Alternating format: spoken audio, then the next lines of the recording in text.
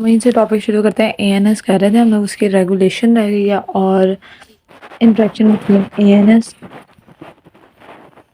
Interaction of ANS के जो जितने भी दोनों टाइप्स हैं, सिंपैथेटिक और पैरासिम्पैथेटिक, दोनों के दरमियान इंट्रैक्शन क्या होता है, ये डिस्कशन हुई थी। एएनएस रेगुलेशन या कंट्रोल, मैंने जैसे पहले भी बताया था कि जो सिंपैथेटिक और पैरासिम्पैथेटिक नर्वस सिस्टम वो दोनों एनी टाइम एक्टिव रहते हैं। ये नहीं होता कि सिंपैथेटिक फाइट और फ्लाइट या इमरजेंसी में ज़्यादा एक्टिव हो जाता, डोमिनेट कर देता पैरासिम्पैथेटिक को, लेकिन इसका मतलब ये नहीं है कि वो आम टाइम में एक्टिव नहीं होता, वो होता है एक्टिव। इसको समझने के लिए ये कंसिडर करने के जैसे किसी चीज़ का ऐसे बैलेंस किया जाता है,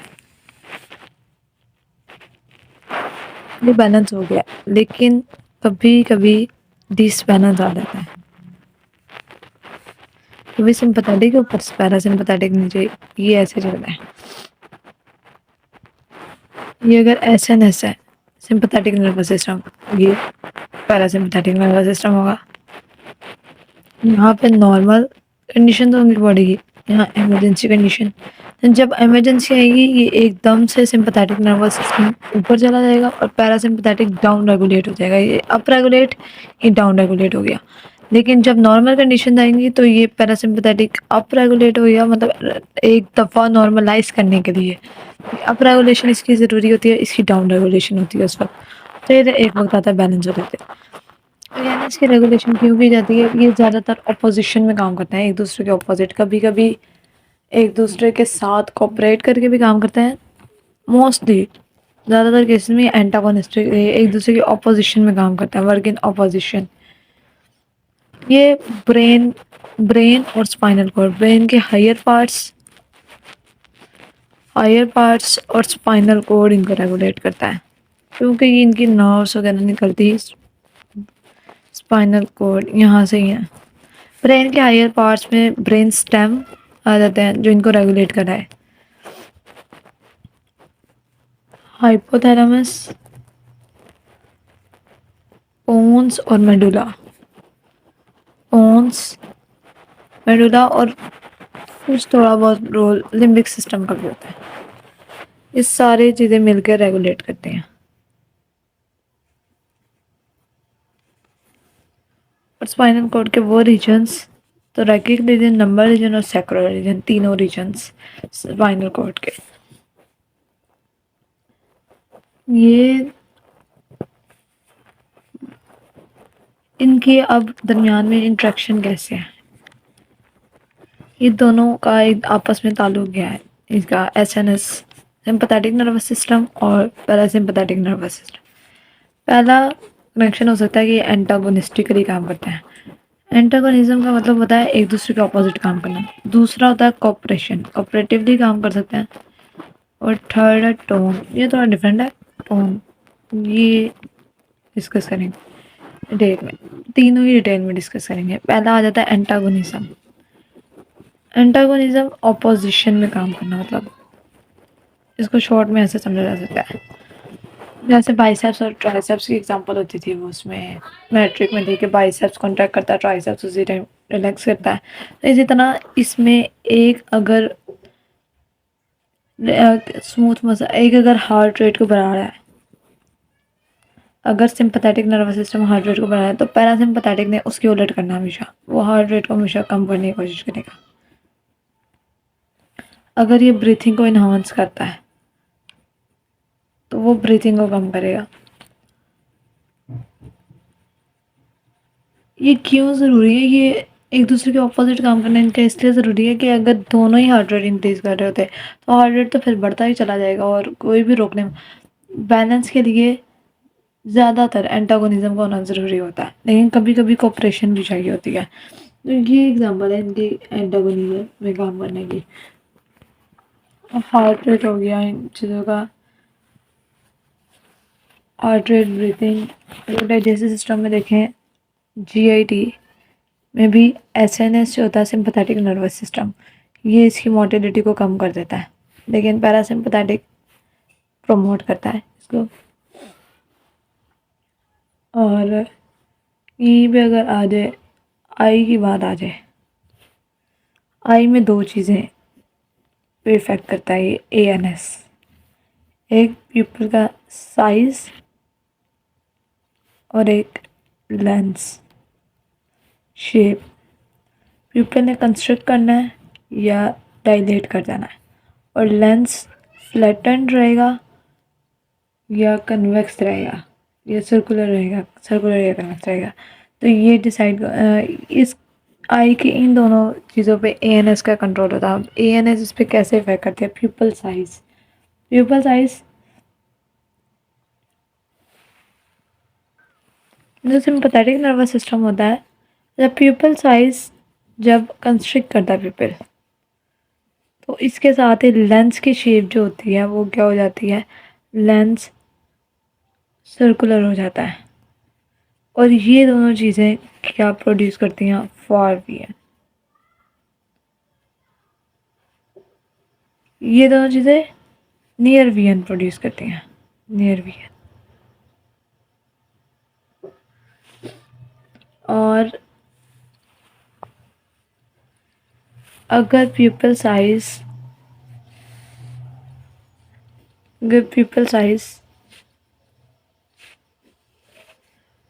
डायलेट हो जाए तो लेंस की शेप क्या हो जाती है? अब लेंस फ्लैटेंड हो जाता है, सर्कुलर नहीं रहता, फ्लैटेंड हो गया।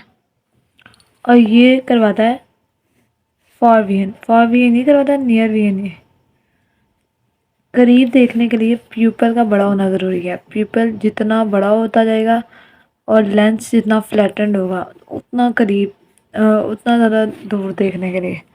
और करीब देखने के लिए प्यूपल छोटा भी होगा तो चल जाएगा, और लेंस सर्कुलर शेप में फोकस करेगा ना, लेंस करीब फोकस हो जाएगा।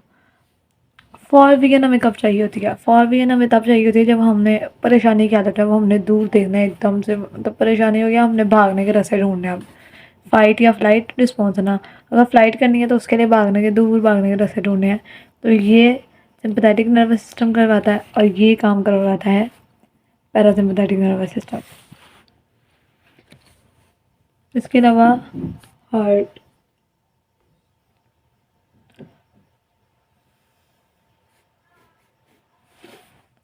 हार्ट में मैं एक्सप्लेन कर चुकी हूँ हार्ट रेट को कैसे इफेक्ट करता है।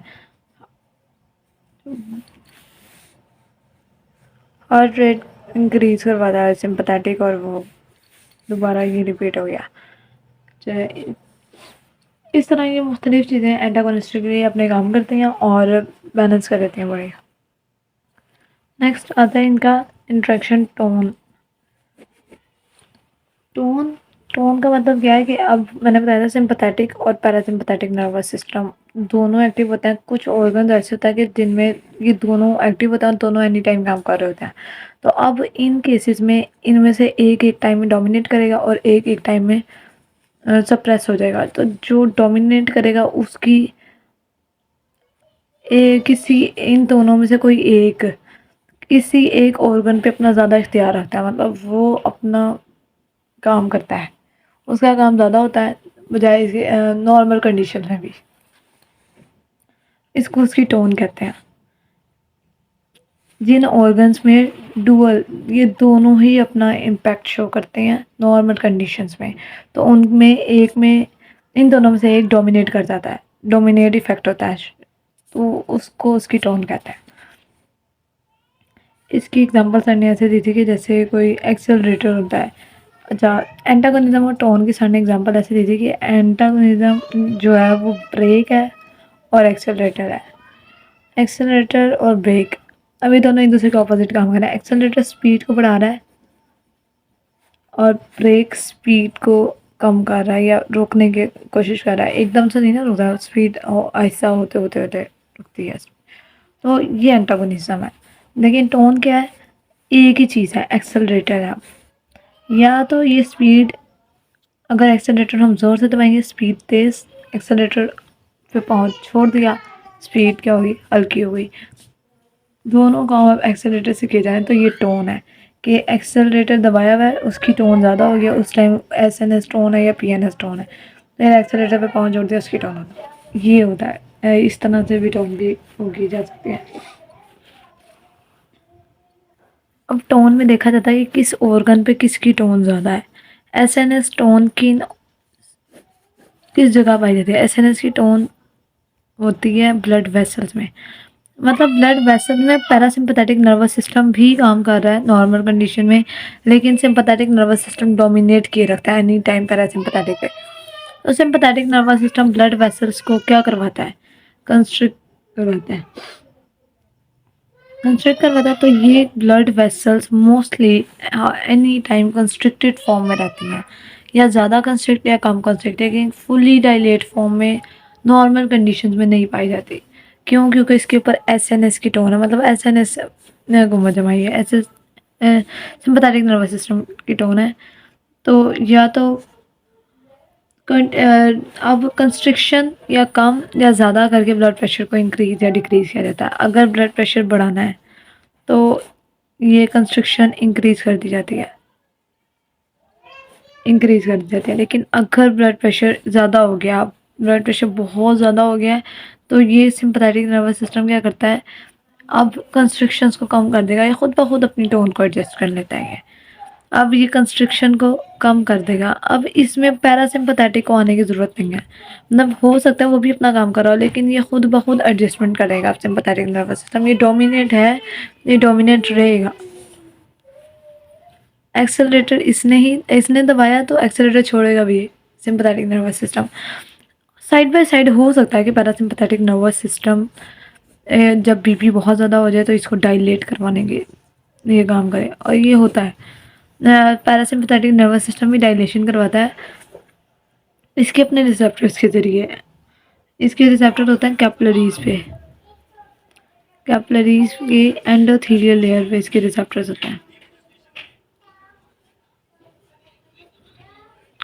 ये डायलेट भी करवाते हैं, लेकिन सबसे ज़्यादा इसकी फिर भी टोन किसकी चल रही है? एसएनएस की टोन। बीपी ने कम तभी होना है जब ये अपनी कंस्ट्रक्शन कम करवाएगा। ये जितनी मर्जी डायलेट करवाने की कोशिश कर ले, लेकिन अगर ये कंस्ट्रक्शन नहीं कम करेगा तो इतना ज़्यादा इफेक्टिव रिस्पॉन्स नहीं है। दूसरी टोन है पीएनएस टोन। पीएनएस टोन किस ऑर्गन में देख सकते हैं हम? वो है हार्ट। अब parasympathetic nervous system heart rate को कम करता है, मतलब जो नॉर्मल कंडीशन में है हमारी हार्ट रेट कम होने का मतलब ये नॉर्मल रहती है। हार्ट रेट बहुत ज़्यादा इंक्रीज़ नहीं रहती है, हार्ट रेट स्लोज डाउन ही रहती है। 72 बीट्स पर मिनट है तो 72 ही रहती है। हार्ट बीट इंक्रीज सारी बात है। एसएनएस नॉर्मल कंडीशन की बात होती है टोन में, जब एमरजेंसी कंडीशन आएगी तब तो सारी बात है एसएनएस ने इसको डोमिनेट करना ही करना है। उस टाइम तो हार्ट रेट ने एक दफ़ा बढ़ ही जाना है। अच्छा, और ये क्या करता है, अगर इसकी टोन पीएनएस की टोन ज़्यादा है, पीएनएस की टोन ज़्यादा हुई तो हार्ट रेट उतना ही कम होता जाएगा। पीएनएस की टोन कम हो गई तो हार्ट रेट ज़्यादा हो जाएगा। अब हार्ट रेट का काम ज़्यादा पीएनएस खुद ही करवा रहा है। जब उसका फील होगा कि हार्ट रेट कम बहुत कम होने लग गया, वो एकदम से हार्ट रेट बढ़ा भी देगा।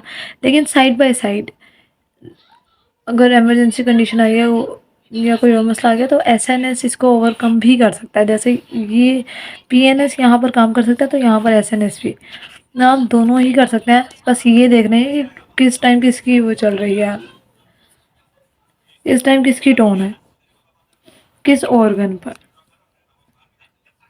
अगला जो इंट्रैक्शन है, ये इंट्रैक्शन नंबर 2 था, टोन। पहला एंटागोनिज्म, दूसरा टोन, तीसरा कोऑपरेटिव।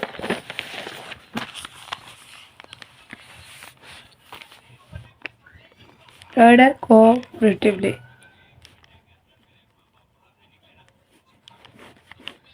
कोऑपरेटिवली मोस्टली देखा जाता है in the case of external genitalia. वैसे मैंने इसकी एक्सटर्नल जेनिटेलिया,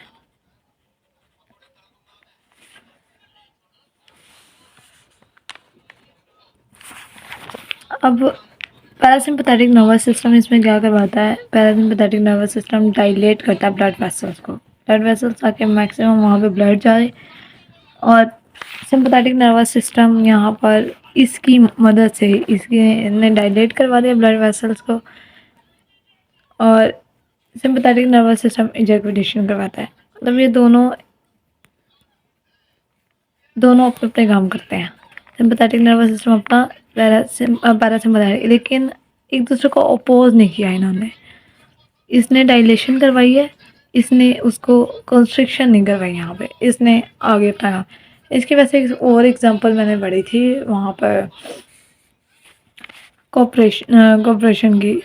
जब हमारी बॉडी में वो कोई प्रॉब्लम हो जाए, एकदम से इमरजेंसी कंडीशन हो जाए, तो सिंपैथेटिक नर्वस सिस्टम क्या करवाता है, ये डायलेशन करवाता है, ये कंस्ट्रक्शन करवाता है। ये डायलेशन को स्पेसिफिक पार्ट्स में ये डायलेशन कराता है, स्पेसिफिक पार्ट्स में ये कंस्ट्रक्शन। तो इससे वो ब्लड प्रेशर वगैरह नॉर्मलाइज हो जाता है। इस तरह ये कोऑपरेटिवली भी काम करते हैं। ऑटोनॉमिक नर्वस सिस्टम की एनाटॉमी, इसको कंसिडर किया जाए ब्रेन और स्पाइनल कॉर्ड। सीएनएस से जहाँ से ओरिजिन हो रहा है वहाँ से इसको देखते हैं। वैसे तो यहाँ पे ब्रेन और स्पाइनल कॉर्ड बनाया जा सकता है, लेकिन खैर वो बनाना काफ़ी मुश्किल काम है। सीएनएस ये रहा, यहाँ पर कहीं सिंपैथेटिक नर्वस सिस्टम, यहाँ कहीं पैरासिम्पैथेटिक नर्वस सिस्टम, इधर कहीं सिंपैथेटिक नर्वस सिस्टम, यहाँ सोमैटिक नर्वस सिस्टम मेंशन करते रहते हैं। Parasympathetic nervous system, sympathetic nervous system और ये सोमैटिक नर्वस सिस्टम।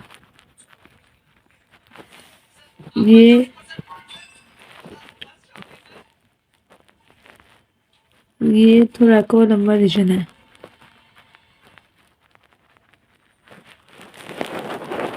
और ये सर्विको सैक्रल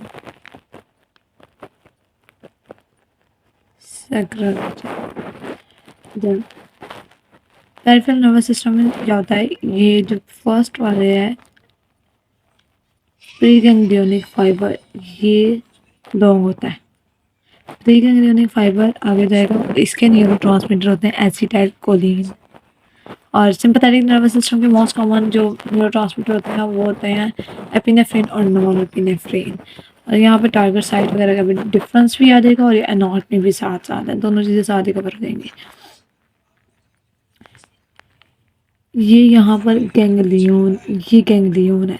इस गैंग्लियन से यहाँ पर एसिटाइल कोलिन ये किसी मज़ीद आगे सेल्स पे एक्ट करेगी, और ये यहाँ से दोबारा से एक और फाइबर निकलेगा, लेकिन अब ये शॉर्ट फाइबर होगा।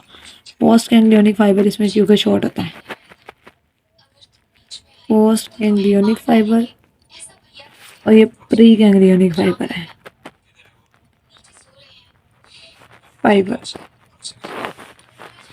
पोस्ट गैंग्लियोनिक फाइबर ये न्यूरोनल जंक्शन है। एक न्यूरॉन दूसरे न्यूरॉन से ये जंक्शन है।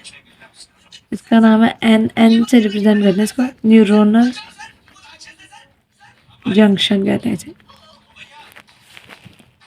ये आगे फिर से ये वाला फाइबर फिर से एसिटाइल कोलिन रिलीज करेगा। अब ये वाला एसिटाइल कोलिन टारगेट साइट पे जाएगा। वो टारगेट साइट क्या क्या हो सकती है, या वो कार्डियक मसल हो सकती है, स्मूथ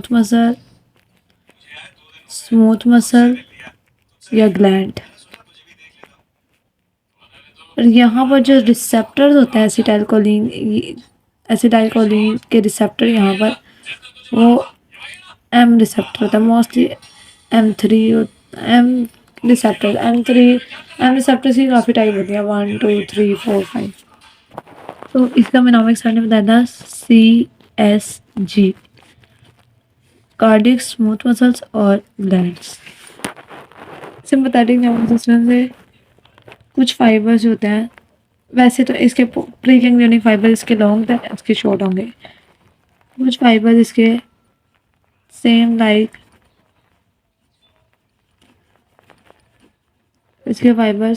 कुछ फाइबर्स एसिटाइल कोलिन रिलीज करते हैं। प्री गैंग्लियोनिक फाइबर्स जितने भी हैं वो सारे के सारे एसिटाइलकोलिन रिलीज करते हैं। अब डिफरेंस पोस्ट गैंग्लियोनिक फाइबर्स के न्यूरोट्रांसमीटर में आता है। ये एसिटाइलकोलिन, एपिनेफ्रिन और एपिनेफ्रिन डिफरेंट होते हैं।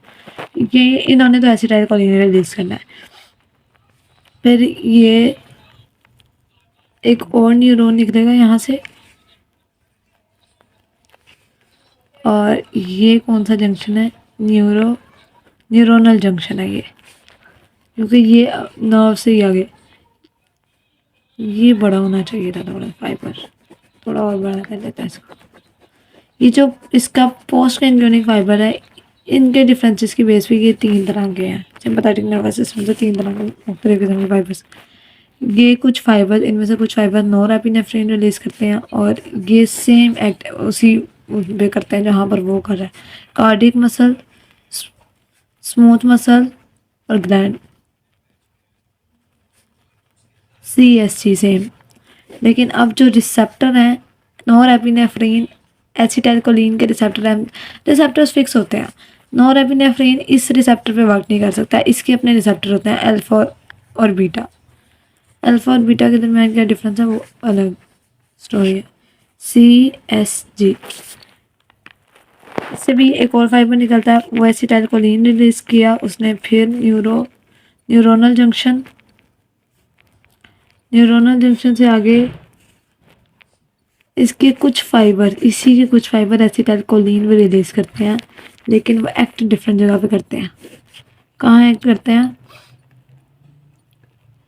स्वेट ग्लैंड्स, स्केलेटल मसल्स और ब्लड वेसल्स। और एसिटाइलकोलिन है तो जो रिसेप्टर था वो इसके मुताबिक ही होंगे, ये M रिसेप्टर ही होते हैं यहाँ पर भी, SSB इसके मिनोमिक्स। और इससे एक और जो फाइबर निकलेगा वो भी शॉर्ट ही है फाइबर, एसिटाइलकोलिन ही रिलीज करेगा। फिर न्यूरोनल जंक्शन, न्यूरोमस्कुलर या न्यूरोनल जंक्शन होता है, ये न्यूरोनल जंक्शन है। न्यूरॉन और दूसरा यहाँ पे इसे न्यूरॉन ही जुड़ेगा क्योंकि। फिर फाइबर निकलेगा, और ये फाइबर यहाँ पर ये न्यूरोनल जंक्शन ही आता है, ये डायरेक्ट ग्लैंड में एक्ट करते हैं। ये वाला एसिटाइलकोलिन डायरेक्ट ग्लैंड में एक्ट करते हैं एड्रीनल मेडुला पर। एड्रीनल ग्लैंड के 2 पार्ट्स होते हैं ना, कॉर्टेक्स और मेडुला। एड्रीनल कॉर्टेक्स और मेडुला पे जाके एक्ट करती है, एड्रीनल मेडुला पे जो स्ट्रेस कंडीशन में एक्ट करती है। एड्रीनल मेडुला पे जाकर किया, एड्रीनल मेडुला ने इन रिस्पॉन्स एपिनेफ्रिन और नॉरएपिनेफ्रिन रिलीज करते हैं। और ये फिर एपिनेफ्रिन और एपिनेफ्रिन ब्लड में शामिल हो जाता है, और ये डिफरेंट जाके एक्ट करते हैं टारगेट साइट जहाँ पे इनको रिसेप्टर मिलता है। जो सोमैटिक नर्वस सिस्टम है, ये इसका एक ही फाइबर होता है, ये सिंगल फाइबर्स पे कंसिस्ट करता है। ये एसिटाइलकोलिन और डायरेक्ट ये जाके स्केलेटल मसल, क्योंकि ये वॉलंटरी एक्शन तो स्केलेटल मसल पे जाके करते हैं। और इसके रिसेप्टर्स एसिटाइलकोलिन के अब डिफरेंट होते हैं। यहाँ पे ये निकोटिनिक रिसेप्टर्स पे, और यहाँ पर जितने भी एसिटाइलकोलिन इधर एक्ट कर रहे हैं, ये सारे निकोटिनिक रिसेप्टर हैं। यहाँ पर इधर निकोटिनिक रिसेप्टर है, इधर डिफरेंट है, वो एक्सप्लेन करते हैं।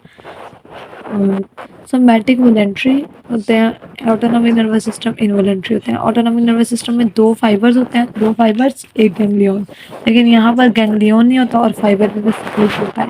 इसमें सिर्फ एसिटाइलकोलिन रिलीज होता है, इसमें एसिटाइलकोलिन, नॉरएपिनेफ्रिन और एपिनेफ्रिन तीनों रिलीज। ये थी इसकी anatomy, general anatomy autonomic nervous system की।